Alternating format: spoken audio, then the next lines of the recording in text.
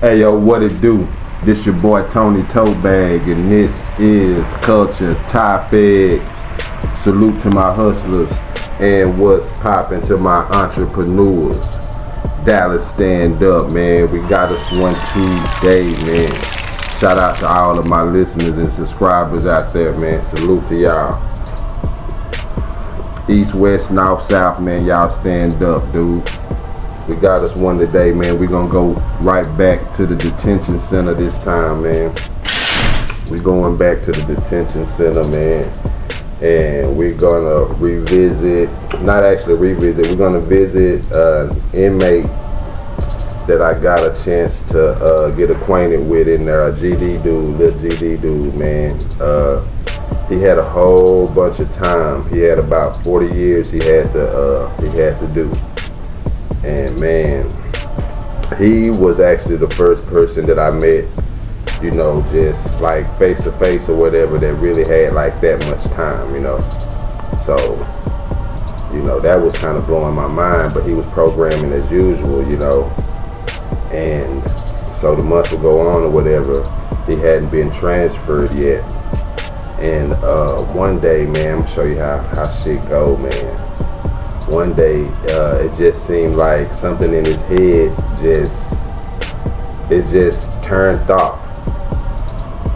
Something in his head, it permanently shut down.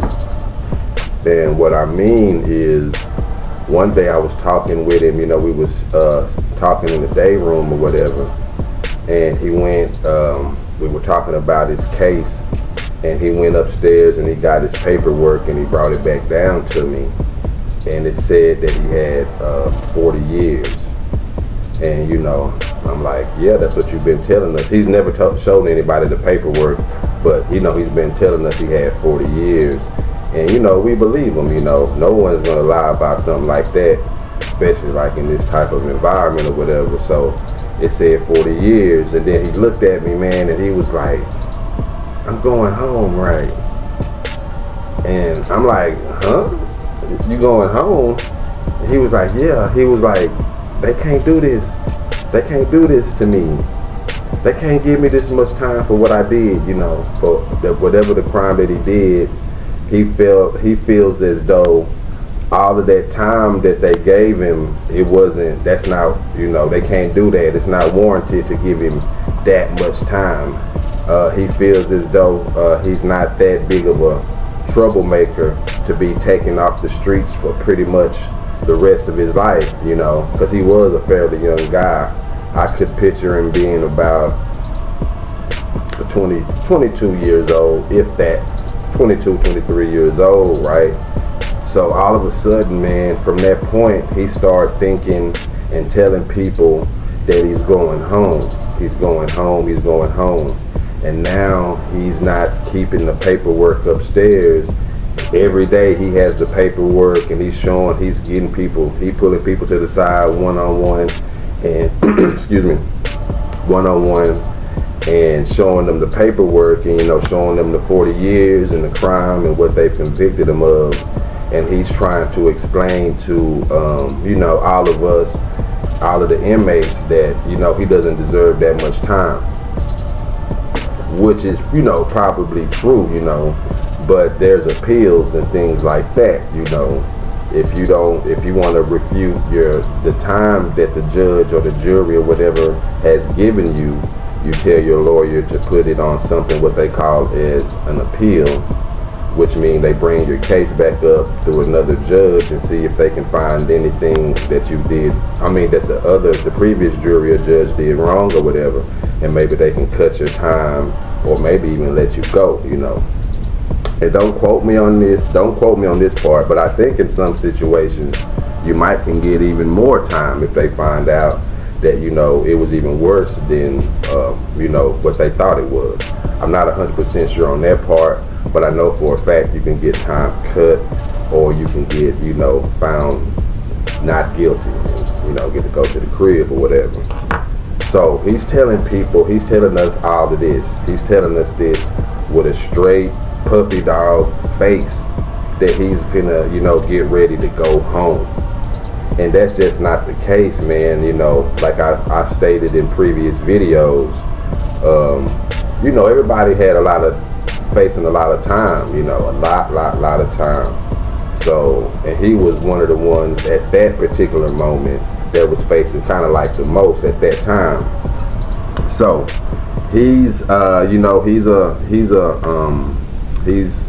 I believe he's from the city, but he's claiming the Chicago gang or whatever, the GD gang or whatever.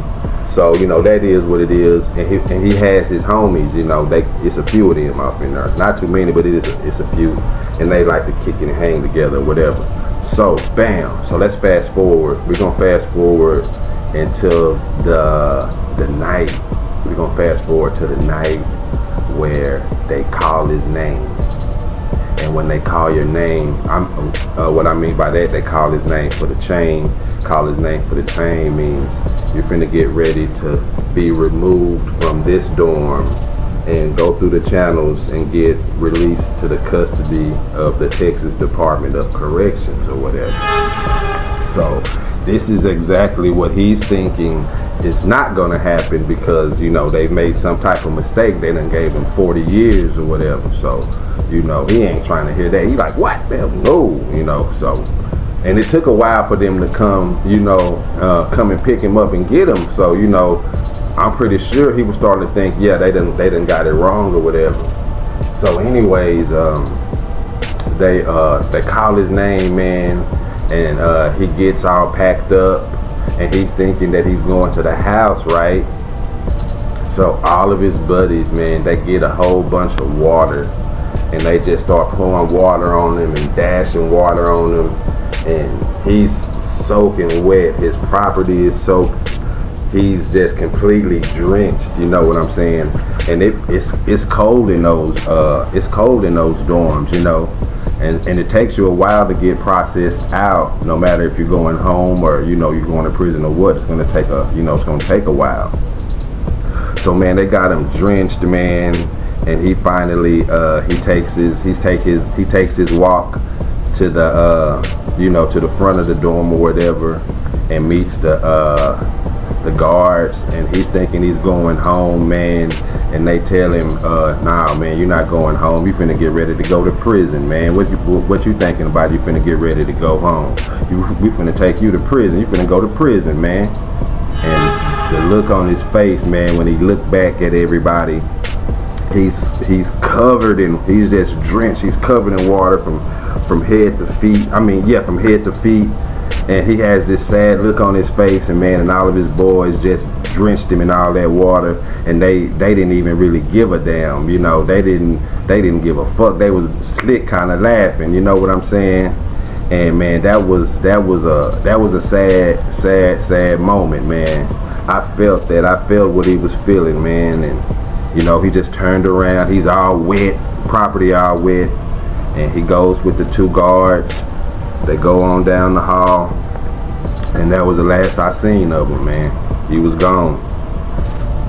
He was gone. So that's just, you know, a little story, man, of, you know, how a young man, you know, got caught up for whatever reason, and his life was taken from off the streets and from his family, man, and he had to go and serve, and still there right now to this day, 40 years. 40 years in the institution, man, and he thought he was going to the house. So y'all gotta make sure to stay out the way, man, and stay free. And until next time, y'all, man, tell the people you love them. Salute to my hustlers. What's poppin' to my entrepreneurs. This your boy Tony Totebag. This is Culture Topics. I am the founder of East Style Fashion, only on Amazon, you feel me? Like, share, subscribe. Peace.